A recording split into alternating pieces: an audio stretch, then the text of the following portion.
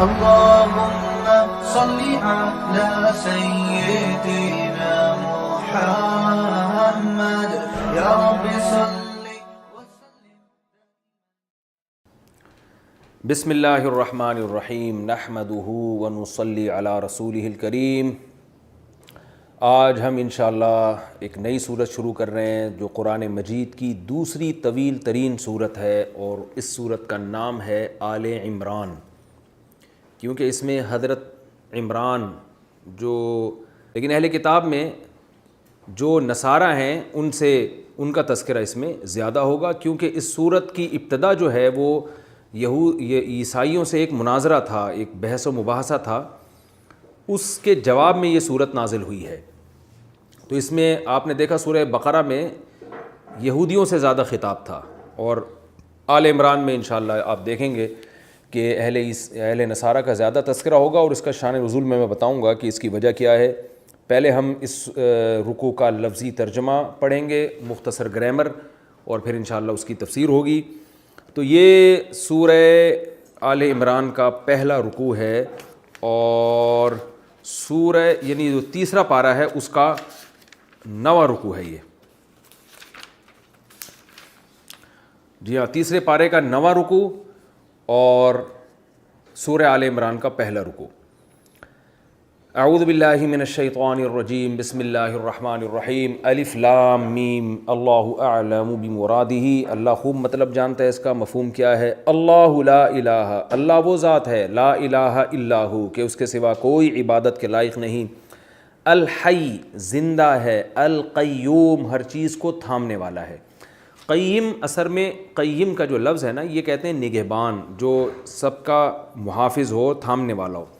اسی وجہ سے قرآن مجید میں اور احادیث میں جو شوہر ہے، مرد کا جو گھر کا سربراہ ہے، اس کو بھی قیم کہا گیا ہے، یعنی سربراہ. قوامون علی النساء ہے نا سورہ بقرہ میں، کہ مرد قوامون ہیں عورتوں پر، یعنی سربراہ ہیں.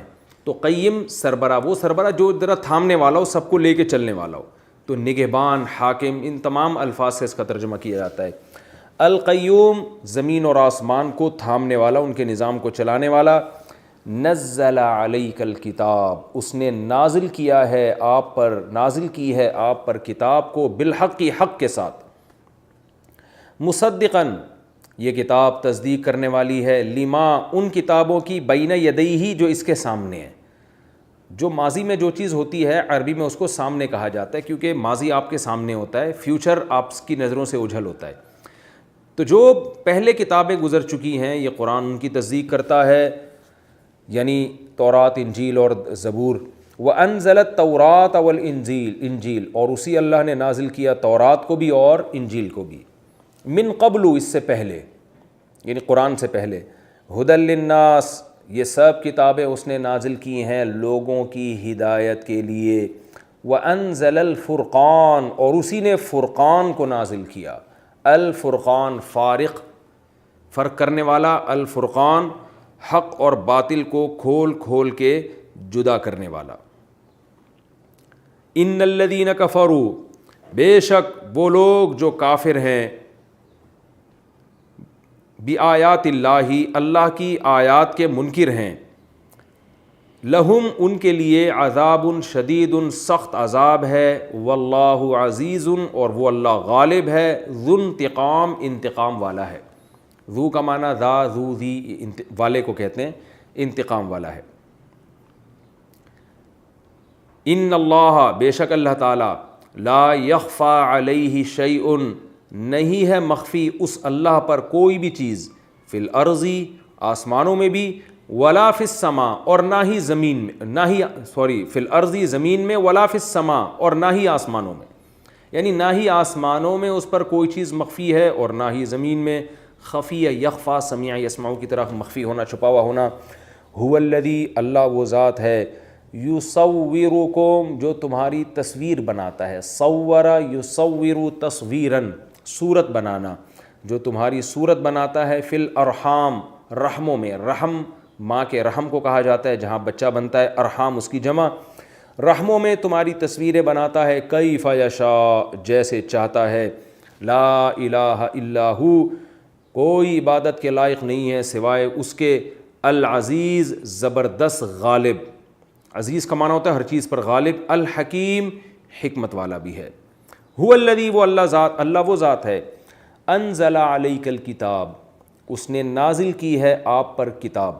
منہ اس کتاب میں سے آیاتن کچھ آیتیں ایسی ہیں محکماتن جو محکم ہیں مضبوط ہیں.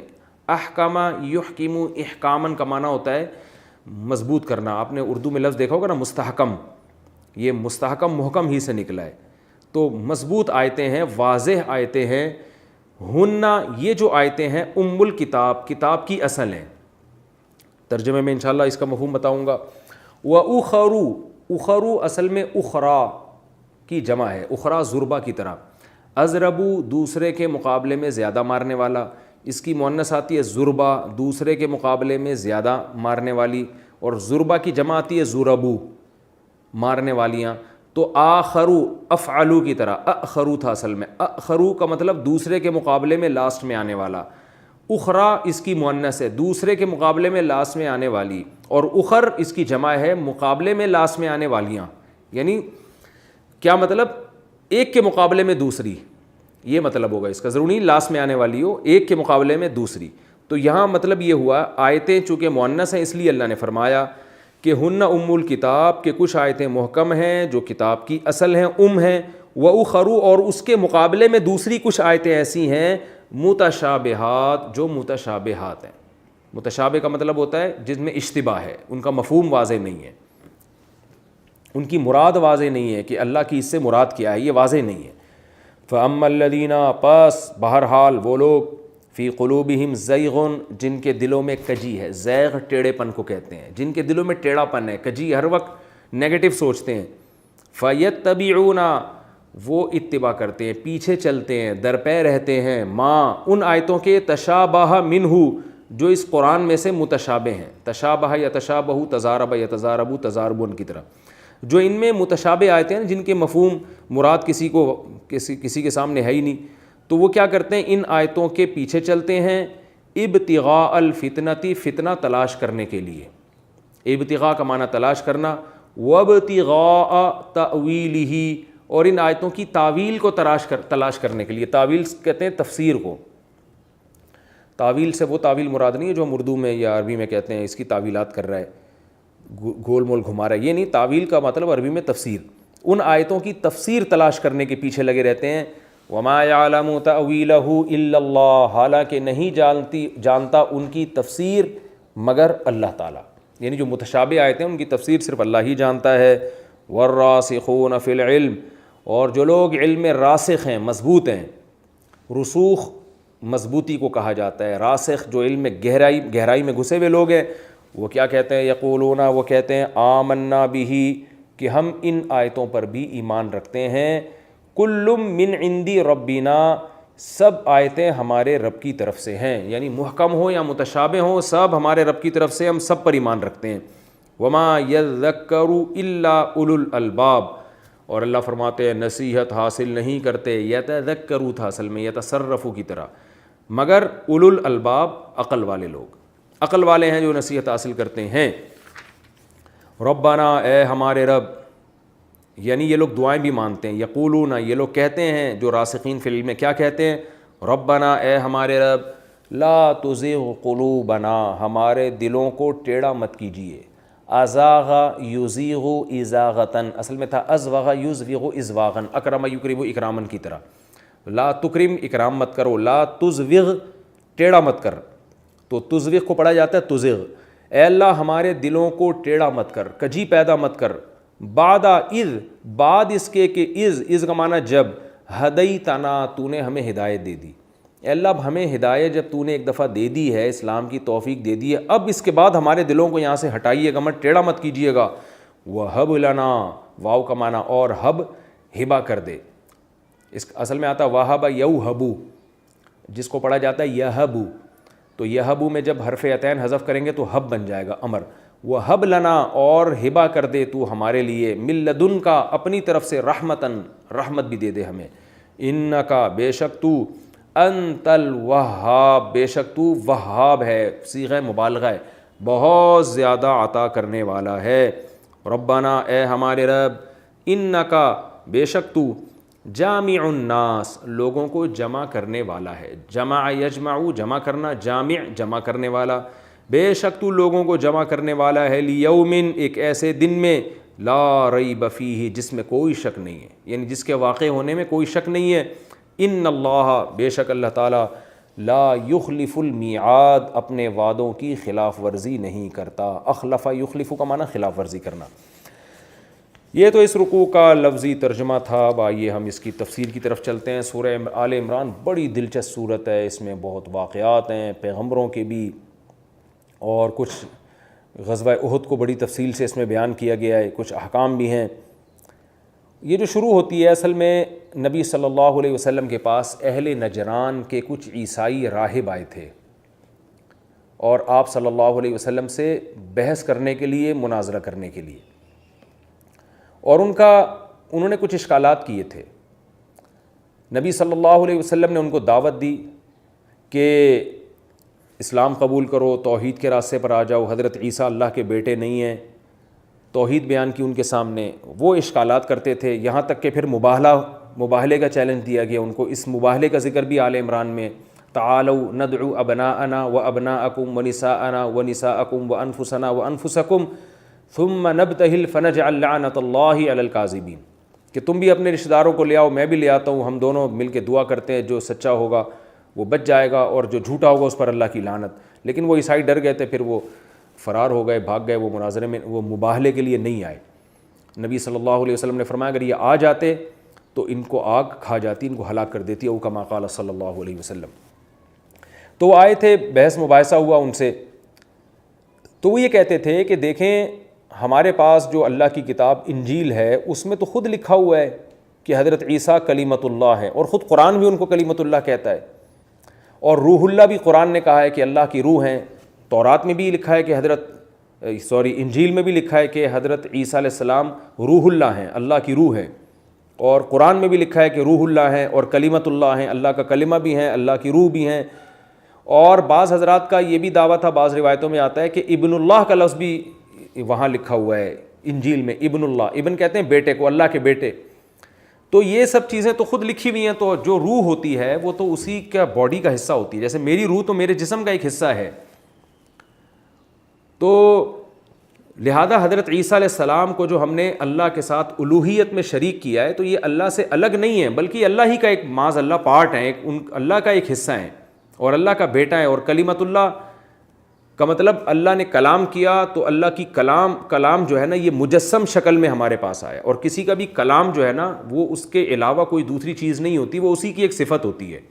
تو حضرت عیسیٰ ابن مریم گویا اللہ ہی کی ایک صفت ہے کہ اللہ نے کلام کیا، اور وہ کلام جو ہے مجسم ہو کے ہمارے سامنے، یعنی ظاہری شکل میں وہ جسم ہے، حقیقت میں وہ جسم نہیں ہے، حقیقت میں وہ اللہ کا کلام ہے، اور کلام کسی کا بھی غیر نہیں ہوتا۔ تو اس طرح کی باتیں تو قرآن میں بھی ہیں اور تورات میں بھی ہیں۔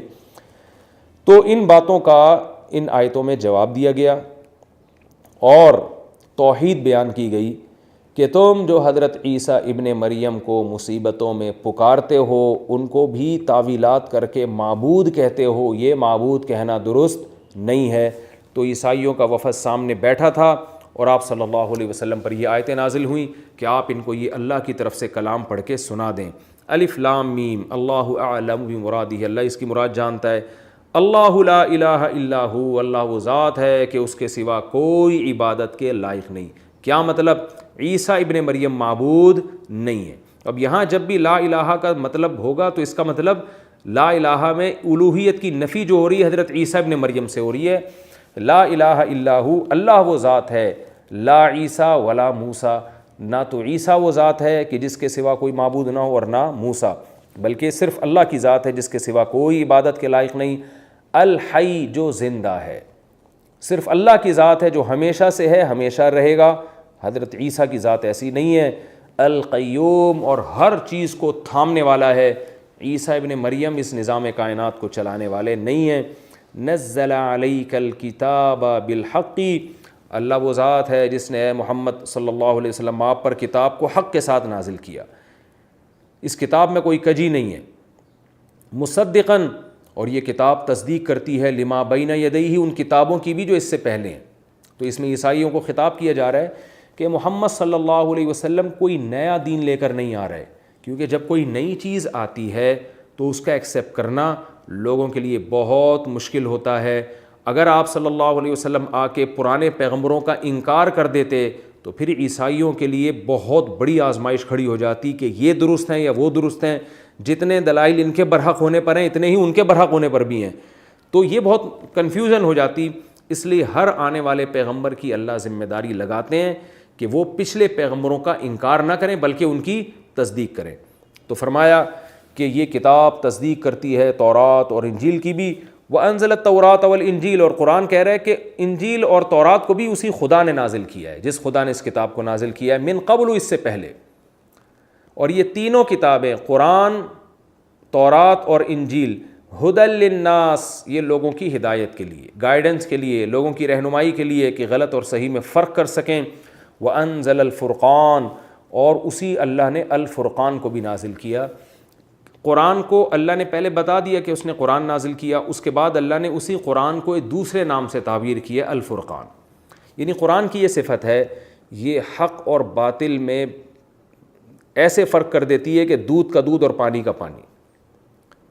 یعنی تم اگر تورات اور انجیل کی کچھ باتوں سے کنفیوز ہو رہے ہو کہ اس کا مفہوم کیا ہے، تو آؤ قرآن پڑھو، قرآن تمہیں بتائے گا اس کا مفہوم کیا تھا، تم نے ان کا غلط مفہوم بیان کیا، جیسے کہ کلمۃ اللہ اور روح اللہ کا۔ تو اس لیے الفرقان سے تعبیر کیا قرآن مجید کو۔ ان الذین کفروا بآیات اللہ، بے شک وہ لوگ جو اللہ کی آیات کا انکار کرتے ہیں، لہم عذاب شدید، ان کے لیے سخت عذاب ہے اور اللہ انتقام لینے والا ہے۔ اس میں بتا دی اللہ تعالیٰ نے کہ اللہ نے تورات بھی نازل کی، انجیل بھی نازل کی، قرآن بھی نازل کیا۔ تو اب یہ معاملہ اتنا ہلکا نہیں ہے کہ جو چاہے اللہ کے اس دعوے کو مان لے اور جو چاہے انکار کر دے، ایسا نہیں ہے۔ جیسے تورات کا انکار کفر ہے، انجیل کا انکار کفر ہے، اسی طرح قرآن مجید کا انکار بھی کفر ہے۔ تو اس میں جو لبرل لوگ ہیں، جو مذہب کو نہیں مانتے، نام نہاد لبرل لوگ جو کہتے ہیں کہ مذہب کوئی ضروری نہیں ہے، ان لوگوں پر بھی رد ہے کہ اللہ جب پیغمبروں کو بھیجتا ہے اور کتابوں کو بھیجتا ہے، اس لیے نہیں کہ جو چاہے ایمان لائے جو چاہے انکار کرے، بلکہ اس میں اللہ کا بڑا سخت معیار ہے۔ جو بھی ان آیتوں کا انکار کرے گا ان کے لیے سخت عذاب ہوگا، اور اللہ انتقام لینے والا ہے۔ اللہ کی ایک صفت ذو انتقام بھی ہے کہ جہاں معاف کرنے والا ہے وہاں انتقام لینے والا بھی ہے۔ ان اللہ لا یخفی علیہ شیء فی الارض ولا فی السماء، بے شک اللہ وہ ذات ہے کہ اس پر آسمانوں اور زمین کی کوئی چیز مخفی نہیں ہے۔ یہ اصل میں بزبان حال عیسائیوں کو سمجھایا جا رہا ہے کہ یہ صفات عیسیٰ ابن مریم کی نہیں ہیں۔ تم جو حضرت عیسیٰ کو دعاؤں میں پکارتے ہو اور ان سے مرادیں مانگتے ہو اور ان کو مشکل کشا حاجت روا سمجھتے ہو، تو معبود ہونے کے لیے ضروری ہے کہ اس کا علم کامل ہو۔ تو یہ علم عیسیٰ ابن مریم کا کامل نہیں تھا، ورنہ وہ اپنے آپ کو یہودیوں سے بچا لیتے۔ ان کو پتہ ہوتا کہ فلاں موقع پر مجھے سولی پہ لٹکانے کی کوشش کی جائے گی، ان کو تو اللہ نے بچایا ہے، ان کا علم کامل نہیں تھا۔ ان اللہ لا یخفی علیہ شیء، صرف اللہ وہ ذات ہے کہ جس پر نہ کوئی زمین کی چیز مخفی اور نہ آسمانوں کی۔ هو الذی یصورکم فی الارحام، اللہ وہ ذات ہے جو تمہیں ماؤں کی رحموں میں تمہاری صورت بناتا ہے۔ عیسیٰ وہ ذات نہیں ہے۔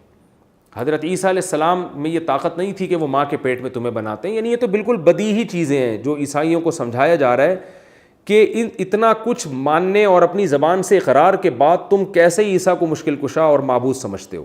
تو اللہ وہ ذات ہے جو تمہیں تمہاری ماں کے پیٹ میں جو صورت چاہتا ہے، کیف یشاء، جیسی صورت چاہتا ہے عطا کرتا ہے۔ لا الہ الا ہو، کوئی عبادت کے لائق نہیں ہے مگر وہی ذات۔ یعنی اتنی صفات کر کے پھر اللہ نے دوبارہ اس کلمے کو ریپیٹ کیا، کوئی عبادت کے لائق نہیں ہے مگر وہ العزیز، ہر چیز پر غالب ہے، چاہے تو سزا دے دے تمہیں، الحکیم، لیکن حکمت والا ہے، سزا نہ دینے میں کوئی حکمت ہے۔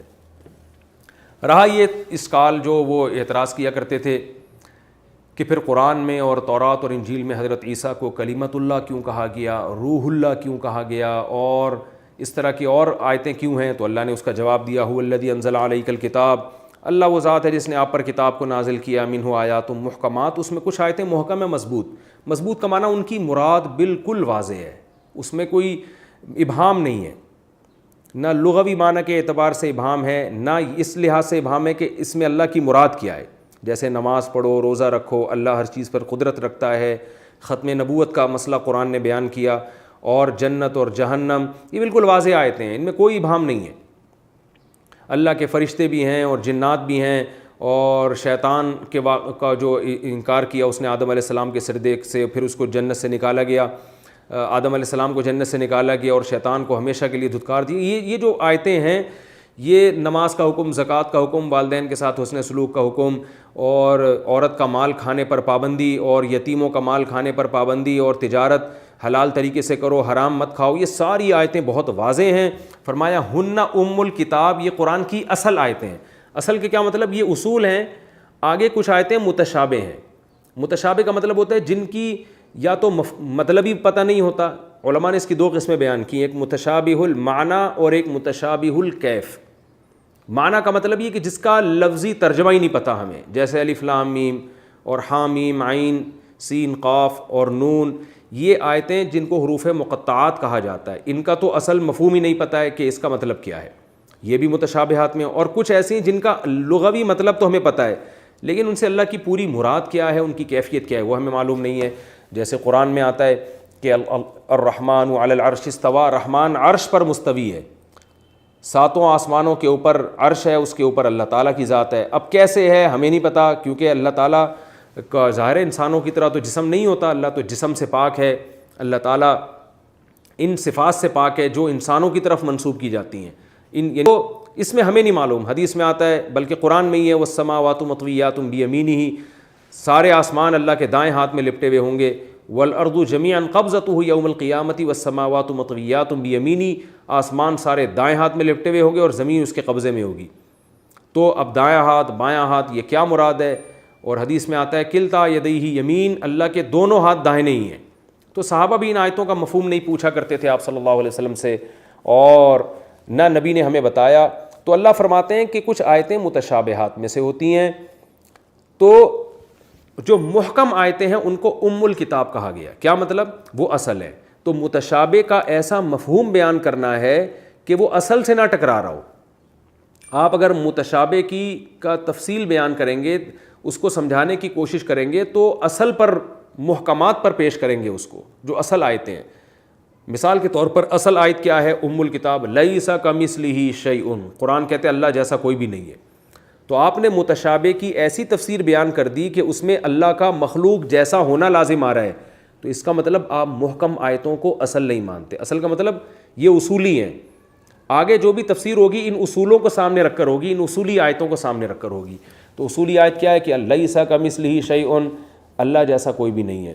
تو اب جب ہمارے سامنے یہ آیت آ گئی، تو اب قرآن میں آ رہا ہے کہ اللہ کے دائیں ہاتھ میں آسمان لپٹے ہوئے ہوں گے، تو اگر ہم اس کی تفسیر یہ کرتے ہیں بالکل ایسے ہاتھ ہے جس میں آسمان لپٹے ہوئے ہوں گے، اس کا مطلب آپ اللہ کو انسانوں جیسا قرار دے رہے ہو۔ تو آپ نے متشابہ کی ایسی تفسیر کی جو محکم کو آپ نے اصل مان کے نہیں کی، بلکہ محکم سے وہ ٹکرا رہی ہے۔ تو اس لیے اللہ نے فرمایا ہن ام الکتاب، محکم آیتیں اصل ہیں، وَأُخَرُ متشابہات، اور کچھ متشابہ ہیں، فَأَمَّا الَّذِينَ فِي قُلُوبِهِمْ زَيْغٌ، جن کے دلوں میں کجی ہوتی ہے، فَيَتَّبِعُونَ مَا تَشَابَهَ مِنْهُ، تو وہ ان آیتوں کے در پہ رہتے ہیں، ان کے پیچھے پڑے رہتے ہیں جو متشابہ ہیں۔ مقصد ان کا کیا ہوتا ہے؟ ابتغاء الفتنہ، فتنے کی تلاش، وابتغاء تأویلی، اور اس کی تفسیر کی تلاش، یعنی مراد غلط تفسیر، غلط مفہوم کی تلاش میں، جو ایسا مفہوم جو محکم سے ٹکرا رہا ہو۔ تو اس میں اللہ نے بتا دیا کہ یہ جو قرآن مجید میں اللہ کے لیے، حضرت عیسیٰ کے لیے کلمۃ اللہ کا لفظ ہے، روح اللہ کا لفظ ہے، یہ بھی متشابہ ہے۔ کیا مطلب؟ اس کا وہ مفہوم نہیں ہے جو آپ کو فوراً پہلی دفعہ میں سمجھ میں آ رہا ہے۔ وہ کلمۃ اللہ کا مطلب تو اللہ کا کلام، تو کلام تو اللہ کی ایک صفت ہے، حضرت عیسیٰ کلام تھوڑے ہی ہیں۔ اور روح کا مطلب، میری روح کا مطلب میری باڈی میں جو روح ہے جس کی وجہ سے میں زندہ ہوں۔ تو روح اللہ کا اگر ہم یہ مطلب لیں گے کہ اللہ کی باڈی میں، معاذ اللہ کی ایک باڈی، اس میں اللہ کی روح ہے، اور وہ روح جو ہے نکل کے حضرت عیسیٰ کی شکل میں آئی، تو یہ تو محکم سے ٹکرا رہی ہے۔ یہ اس کا مطلب آپ نے اللہ کو بھی انسانوں جیسا مان لیا۔ تو یہ روح اللہ اور کلمت اللہ کا ہم وہ مفہوم بیان کریں گے جو محکم سے ٹکرائے نہیں، اور وہ صحیح مفہوم کیا ہے کہ حضرت عیسیٰ کو کلمت اللہ مجازن کہا گیا ہے۔ کیا مطلب؟ اللہ نے حضرت مریم کے جو ہے نا رحم میں پھونک لگائی جس سے حضرت عیسیٰ وجود میں آئے، تو اللہ کے کلمہ کن، اللہ نے کہا ہو جا، کن کی طاقت ہے نا، یعنی بغیر کسی سبب کے اللہ نے حضرت عیسیٰ کو پیدا کیا کلمہ کن کی طاقت سے. کن کا مطلب اللہ کہتے ہیں جب اللہ کسی چیز کو کہہ دے نا کن فیکون تو وہ ہو جاتی ہے. جیسے سورہ یاسین کے آخر میں انما امرہ اذا اراد شیئا ان یقول لہ کن فیکون. اس کی یہ شان ہے کہ اگر وہ کسی چیز کے بارے میں کہہ دے ہو جا تو وہ ہو جاتی ہے. تو عام طور پر جو اللہ نے اس کائنات کو بنایا اور جو کائنات جس نہج پہ چل رہی ہے وہ تمام چیزیں لاجک کے تحت ہیں. میاں بیوی کا ملاپ ہوتا ہے, اس سے بچے پیدا ہوتے ہیں, ان سب چیزوں کی ایک سائنٹیفک لاجک ہے. اللہ نے ہر چیز کو ایک لاجک کے ساتھ جوڑا ہوا ہے. لیکن حضرت عیسیٰ علیہ السلام کا جو وجود تھا وہ عام انسانوں کے پیدا ہونے کی طرح نہیں تھا. بغیر باپ کے اللہ نے حضرت مریم کے رحم میں کلمہ کن کی طاقت سے حضرت عیسیٰ کو پیدا کیا. تو اس لیے اس کلمہ کن کی طاقت سے پیدا ہونے کی وجہ سے حضرت عیسیٰ کو کلمۃ اللہ کہا گیا, اللہ کا کلمہ, یعنی اللہ کی وہ مخلوق جو اللہ کے کلمے کی وجہ سے پیدا ہوئی اور اس کی کوئی سائنٹیفک لاجک نہیں تھی. تو یہ کلمہ کن کی طاقت سے پیدا ہونے کی وجہ سے اللہ نے حضرت عیسیٰ کو کلمۃ اللہ کہا کہ کیا اعزاز دیا, ان کو ایک شرف بخشا, ان کو ایک لقب عطا فرمایا ہے. اسی طرح روح اللہ بھی اسی معنی میں کہا گیا کہ اللہ کی روح, یعنی وہ روح جس کا ظاہری سبب کوئی نہ ہو, یعنی وہ زندگی, وہ حیات جس میں حیات کا کوئی سائنٹیفک سبب نہ ہو بلکہ اس حیات کی وجہ محض اللہ کی ذات ہو, یعنی محض اللہ کی قدرت ہو. دیکھیں ہر چیز اللہ کی قدرت سے ہوتی ہے لیکن اس کی ایک سائنٹیفک لاجک بھی ہوتی ہے. اللہ نے ہر چیز کو اسباب کے ساتھ جوڑا ہوا ہے. مگر حضرت عیسیٰ ایک ایسی روح ہیں, ایک ایسی زندگی ہے, روح کا مطلب حیات, ایک ایسی حیات ہیں جس میں کوئی سائنسی اسباب کا دخل نہیں بلکہ وہ براہ راست اللہ کی وجہ سے پیدا ہوئے, اللہ کی طاقت سے پیدا ہوئے ہیں اور اس میں کوئی ظاہری سبب نہیں تھا. تو اس لیے ان کو اللہ کی روح کہا گیا, یعنی وہ روح جو صرف اللہ کی وجہ سے ہو, صرف اللہ کے کلمے سے ہے اس لیے کلمۃ اللہ کہا گیا, صرف اللہ کی وجہ سے ہے اس لیے اللہ کی روح کہا گیا. تو یہ متشابہ کا ہم وہ مفہوم بیان کریں گے جو محکم سے نہ ٹکرا رہا ہو. اسی طرح اگر انجیل میں یا تورات میں حضرت عیسیٰ کی پیشگوئی ابن اللہ کی صورت میں ہے تو ابن اللہ سے یہاں مراد اللہ کا بیٹا نہیں ہے بلکہ اپنے محبوب کو بھی بیٹے سے تعبیر کر دیا جاتا ہے. آپ اپنی اسی بڑے عمر کے آدمی کو بھی بعض دفعہ بیٹا کہہ دیتے ہیں, جیسے یعنی ایسی محبت جیسے باپ کو بیٹوں سے ہوتی ہے. تو یہاں ابن اللہ کا مطلب یہ نہیں ہے کہ واقعی اللہ کے بیٹے ہیں, اللہ کا تو لیس کمثلہ شیء, اللہ جیسا تو کوئی ہے ہی نہیں, اور بیٹا باپ کی جنس میں سے ہوتا ہے. بیٹا وہی کچھ خاصیتیں لے کے پیدا ہوتا ہے جو باپ کی ہوتی ہیں, باپ کے ہم مثل ہوتا ہے, باپ کے مشابہ ہوتا ہے. تو اس لیے اللہ نے اگر بیٹا ان کو کہا بھی ہے تو وہ محبوب کے معنی میں, تو کوئی بھی محبوب ہو اس کو اللہ کا بیٹا اس معنی میں کہا جا سکتا ہے. لیکن آج ہم اس لیے منع کریں گے کہ کہیں عیسائی اس کو غلط مطلب میں نہ لے کر جائیں, اس لیے آج آپ کسی کو اللہ کا بیٹا مجازن بھی نہیں کہہ سکتے. تو یہ اللہ نے بتایا, عیسائیوں کو جواب میں کہا کہ متشابہ آیتوں کو مت دیکھو, محکم آیتوں کو دیکھو, اور تم محکم کو چھوڑ کر متشابہ کے پیچھے لگے ہوئے ہو. محکم آیتوں میں کیا ہے؟ لیس کمثلہ شیء, اللہ جیسا کوئی بھی نہیں ہے. لم یلد, نہ اس نے کسی کو جنا, ولم یولد, نہ اس سے کوئی جنا گیا, ولم یکن لہ کفوا احد, کوئی اس کا ہم پلہ نہیں ہے. اور محکم آیتیں کیا کہہ رہی ہیں؟ یصورکم فی الارحام, اللہ ماں کے رحم میں تمہاری تصویریں بناتا ہے, عیسیٰ نہیں بناتے. اس سے پتہ چلتا ہے عیسیٰ علیہ السلام معبود نہیں ہے. الحی, زندہ ہمیشہ اللہ ہے, عیسیٰ علیہ السلام تو پیدا ہوئے ہیں, ہمیشہ سے تھوڑی ہیں. القیوم, اللہ وہ ذات ہے جو آسمانوں کو تھامنے والی ہے, عیسیٰ ابن مریم نہیں تھامتے. اللہ ہے جس نے تورات اور انجیل اور قرآن کو نازل کیا, عیسیٰ ابن مریم نے نازل نہیں کیا. اور یہ تمام اللہ وہ ہے جس پر جو آسمان اور زمین کی کوئی چیز اس سے مخفی نہیں ہے. عیسیٰ وہ ذات نہیں ہے. تو یہ ساری محکم آیتیں ہیں جو تورات میں بھی ہیں, انجیل میں بھی اس طرح کی آیتیں ہیں, ان کو دیکھ کے چلو. ان کو اتنی ساری آیتوں کو چھوڑ دیتے ہو اور وہ آیتیں جن کے ذو معنی آیتیں ان کے پیچھے پڑھ کر فتنہ پھیلاتے ہو, یہ غلط کام ہے. اس لیے آگے اللہ نے فرمایا فَأَمَّا الَّذِينَ فِي قُلُوبِهِمْ زَيْغٌ, جن کے دلوں میں کجی ہے نا, ٹیڑھا پن ہے, جو حق کے متلاشی نہیں ہوتے, فَيَتَّبِعُونَ مَا تَشَابَهَ مِنْهُ, وہ ہمیشہ متشابہ آیتوں کے پیچھے لگے رہتے ہیں. ابتغاء الفتنة وابتغاء تأویلہ, ان کا مقصد ہی معاشرے میں فتنہ پھیلانا اور ان آیتوں کی غلط تفسیر کو تلاش کرنا. وما يعلم تأویلہ الا اللہ, حالانکہ ان آیتوں کی حقیقی تفسیر صرف اللہ جانتا ہے. اس سے پتہ چلا کہ متشابہ آیتوں کا امکانی درجے میں, ہم ظنی درجے میں تو ہم مفہوم بیان کر سکتے ہیں, حقیقی مفہوم اللہ کے سوا کوئی بھی نہیں جانتا. والراسخون فی العلم یقولون آمنا بہ, فرمایا جو راسخ فی العلم لوگ ہیں نا, وہ کیا کہتے ہیں؟ ہم ایمان لے آئے. یعنی ہم متشابہ آیتوں کا جو مفہوم ہے بس اللہ ہی بہتر جانتا ہے, ہم زیادہ اس کی گہرائی میں نہیں جانتے. عجیب بات ہے، حالانکہ دیکھیں جن کا علم کم ہے وہ ان آیتوں کے پیچھے لگتے ہیں، حالانکہ ان کے پاس نالج کم ہے، لیکن جن کے پاس نالج زیادہ ہے ان کو تو اور لگنا چاہیے، لیکن اللہ کیا فرماتے ہیں، وہ نہیں لگتے. وہ کیا کہتے ہیں، یقولون آمنا بھی، ہم سب پر ایمان لاتے ہیں، یعنی اجمالی ایمان، بھائی سب کل من عند ربنا، سب ہمارے رب کی طرف سے ہے.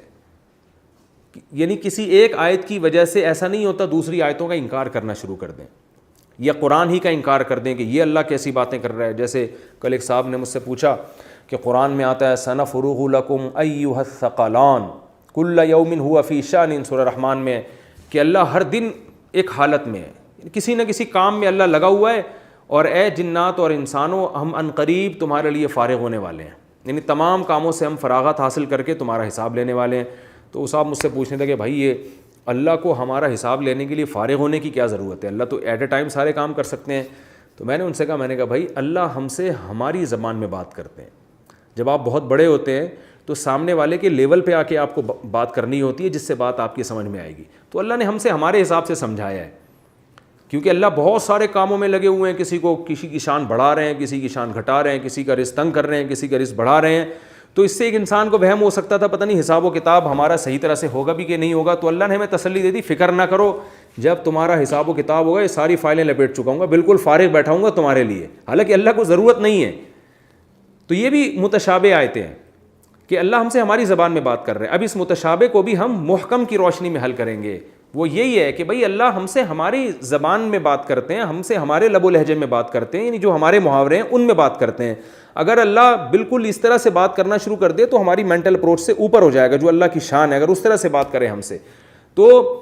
لیکن اس آیت کا اگر آپ یہ مفہوم بیان کرتے ہیں کہ نہیں بھائی اللہ کو تو واقعی ضرورت ہے، وہ ایک وقت میں بہت سارے کام نہیں کر سکتا، اس کو تو فارغ ہونا پڑے گا، تو آپ کیا مطلب ہوا، اللہ کو انسانوں پر قیاس کر رہے ہیں. اور جو محکم آیت ہے نا لیس کمثلہ شیء، کہ اللہ جیسا کوئی بھی نہیں ہے، آپ اس محکم آیت کی روشنی میں متشابہ کو حل نہیں کر رہے بلکہ اس محکم کے اگینسٹ چل رہے ہیں آپ. تو اس لیے قرآن میں جہاں بھی اس طرح کی آیتیں آئیں گی ان کو محکمات کو سامنے رکھ کر ان کا مفہوم بیان کیا جائے گا، اور ان آیتوں کو ایک اجمالی طور پر ان کی تفسیر بیان کی جائے گی، بہت زیادہ گہرائی میں نہیں جایا جائے گا. جو متشابہ آیتیں ہیں بہت زیادہ ان آیتوں کی گہرائی میں جو لوگ گھستے ہیں اللہ نے ان کے بارے میں بتا دیا کہ یہ معاشرے میں اصلاح نہیں چاہتے بلکہ یہ فتنہ پرست لوگ ہیں. تو اس لیے اللہ نے فرمایا جو علم میں پختہ لوگ ہیں وہ کہتے ہیں آمنا بہ کل من عند ربنا، سب ہمارے رب کی طرف سے. وما یذکر الا اولو الالباب، اللہ فرماتے ہیں لیکن نصیحت صرف عقل مندوں کو حاصل ہوتی ہے، بے وقوف لوگ پھر بھی تفتیش میں گھسے رہیں گے اور اللہ کی آیتوں پر عمل نہیں کریں گے.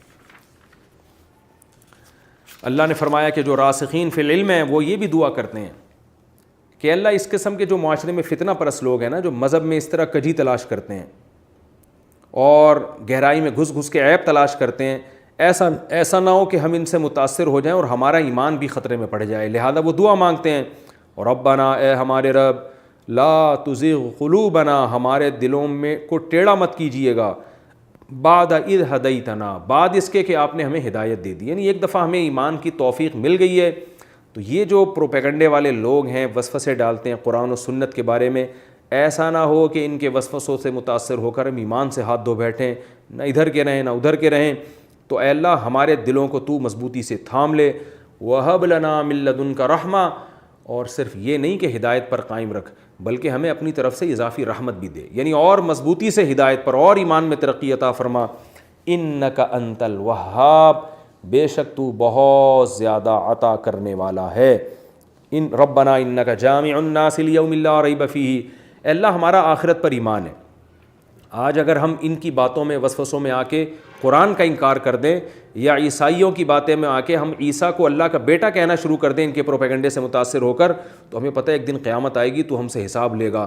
تو ہم اپنی زبان سے اس حساب کا اقرار کر رہے ہیں اور تجھ سے دعا کر رہے ہیں کہ ہمیں تو سیدھے راستے پر رکھ، کیونکہ اگر سیدھا راستہ نہیں ملا تو آخرت میں ہمارا ٹھکانہ اچھا نہیں ہوگا.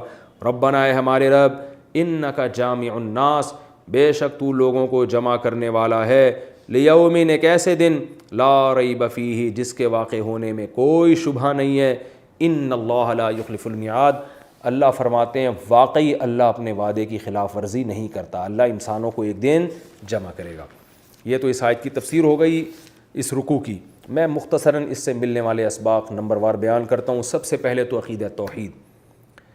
کہ عیسائیوں نے حضرت عیسیٰ کو قرآن اور تورات کی آیتوں کی غلط تفسیریں بیان کر کے اللہ کا بیٹا بنا دیا، معبود بنا دیا۔ آپ بتائیے کیا آج بہت سے مسلمان یہ کام محمد الرسول اللہ صلی اللہ علیہ وسلم کے ساتھ نہیں کر رہے؟ قرآن کی آیتوں کو توڑ موڑ کے متشابہ آیتوں کا کبھی مفہوم بیان کبھی لے لیں گے اور کبھی کوئی حدیث لے لیں گے، اس کے ظاہر کو دیکھیں گے، تو وہ بھی یہی کام کر رہے ہیں جو عیسائیوں نے کیا تھا۔ ایک صاحب کہنے لگے، میں نے کہا کہ قرآن میں آتا ہے انما انا بشر مثلکم، کہ اے نبی آپ ان سے کہہ دیجئے میں تمہاری طرح کا بشر ہوں، انسان ہوں۔ تو ان کی جرت دیکھیں، وہ کہتے ہیں ان ماں کا مطلب ہے ان کا معنی بے شک، ماں کا مطلب نہیں، انا بشر مثلکم، بے شک نہیں ہوں میں بشر تمہاری طرح کا۔ اب آپ بتائیں کس قدر جرت اور دلیری کی بات ہے نا، قرآن کو کیسا غلط۔ تو اس سے پتہ چلتا ہے کہ جتنے اہل باطل ہیں نا وہ بھی حوالے قرآن و سنت ہی کے دے رہے ہوتے ہیں، مگر قرآن و سنت کی وہ تفسیر بیان کر رہے ہوتے ہیں جو دوسری آیتوں سے ٹکرا رہی ہوتی ہے۔ جیسے میں نے کہا تھا کہ منکرین حدیث کہتے ہیں کہ قرآن میں آتا ہے لا نفرق بین احد من رسلی، کہ ہم پیغمبروں میں فرق نہیں کرتے، پھر ہم سے آ کے کہتے تم تو کہتے ہو کہ محمد صلی اللہ علیہ وسلم کا مقام سب سے اونچا ہے، قرآن کہہ رہے ہیں ہم پیغمبروں میں فرق نہیں کرتے۔ تو بھائی قرآن یہ بھی تو کہہ رہا ہے کہ پیغمبروں میں ہم نے ایک دوسرے پر دوسرے پیغمبروں کو فضیلت دی ہے۔ تو پتہ یہ چلا کہ اس آیت کا مطلب، فرق کرنے کا مطلب یہاں یہ نہیں ہے کہ فضیلت نہیں بیان کرتے، بلکہ مطلب یہ ہے کہ ایسا فرق کہ کسی پر ایمان لائیں ایمان نہ لائیں یہ فرق نہیں کرتے، ایمان لانے اور نہ لانے میں فرق نہیں کرتے۔ تو آج ہر اہل باطل کا کام یہ ہوتا ہے کہ چند آیتوں کو لے لیا جاتا ہے اور دوسری آیتوں اور احادیث کا انکار کر دیا جاتا ہے۔ یہ کام اہل باطل بہت کر رہے ہیں، اور یہ فروعی مسائل میں بھی ہو رہا ہے یہ کام۔ فروعی مسائل میں آپ کو وہ حدیث تو پتہ ہے جس میں امام کے پیچھے فاتحہ پڑھنے کا حکم ہے، وہ حدیث نہیں پتہ جس میں امام کے پیچھے ہر طرح کی قراءت سے روکا گیا ہے۔ تو کیا ہوتا ہے، ایک حدیث ہوتی ہے لہذا دوسرے فقہا سے بدگمان کیا جا رہا ہوتا ہے، اور دوسرے والے یہی کام کر رہے ہوتے ہیں، وہ ایک حدیث کو دیکھ کر اپنے جو خلاف فقہا ہیں ان کے انکار کر رہے ہوتے ہیں۔ دیکھا ہوگا آپ نے ہمارے ہاں ایک اتحاد امت کے نام پہ فرقہ پرستی کا ایک ٹھیک ٹھاک طریقے سے فرقہ پرستی پھیلائی جا رہی ہے، فقہا سے بدگمان کیا جا رہا ہے، اس لیے کہ ایک آیت کو لیا جا رہا ہے دوسری کو چھوڑا جا رہا ہے، ایک حدیث کو لیا جا رہا ہے دوسری کا انکار کیا جا رہا ہے۔ تو امام کے پیچھے فاتحہ پڑھنے کی بھی حدیثیں، نہ پڑھنے کی بھی حدیثیں، بعض فقہا نے اس کو لے لیا اس میں تعویل کی، بعض نے اس کو لے لیا اس میں تعویل کی، تو دونوں ٹھیک ہیں۔ لیکن یہ یہود و نصارہ کی خصلت تھی کہ چند کو لے کے باقیوں پر جو ہے نا وہ فتوے تھوپنا شروع کر دینا۔ تو خاص طور پر عقیدے کے معاملے میں بہت زیادہ زیادتی ہو رہی ہے۔ آج جو ہمارے یہاں شرک پھیلا ہوا ہے، آپ صلی اللہ علیہ وسلم کی ذات کو بعض لوگوں نے اتنا بڑھایا ہے کہ مشکل کشا بھی کہہ دیا، حاجت روا بھی کہہ دیا۔ تو یاد رکھیں قرآن کی وہ آیتیں، وہ احادیث جن سے یہ پتہ چلتا ہے کہ آپ صلی اللہ علیہ وسلم کو اللہ نے ہر طرح کا علم دیا تھا، ان آیتوں کو ان آیتوں پہ پیش کیا جائے گا جن میں آتا ہے کہ حقیقی علم، سارا علم صرف اللہ کے پاس ہے۔ تو نبی کو ہر طرح کا علم جو دیا گیا ہے وہ دینیات سے متعلق، ضرورات دین سے متعلق، جیسے سلیمان علیہ السلام کے بارے میں آتا ہے کہ ہم کو اللہ نے ان کو ہر چیز دی تھی۔ اب بعض لوگ یہاں بھی یہ کہتے ہیں سلیمان علیہ السلام کو جب ہر چیز مل سکتی ہے تو وہ جب مشکل کشا ہو سکتے ہیں تو محمد صلی اللہ علیہ وسلم کیوں نہیں ہو سکتے؟ تو بھائی ہر چیز پر قدرت صرف اللہ کو ہے۔ تو یہاں مفہوم یہ ہے کہ حکومت چلانے کے لیے جو بیسک اور بنیادی چیزیں ہوتی ہیں وہ تمام چیزیں اللہ نے سلیمان علیہ السلام کو بھی دی تھیں اور ملکہ سبا کو بھی دی تھیں۔ تو اہل باطل کی عادت ہوتی ہے کہ متشابہ کے پیچھے لگتے ہیں اور محکمات کو چھوڑ دیتے ہیں۔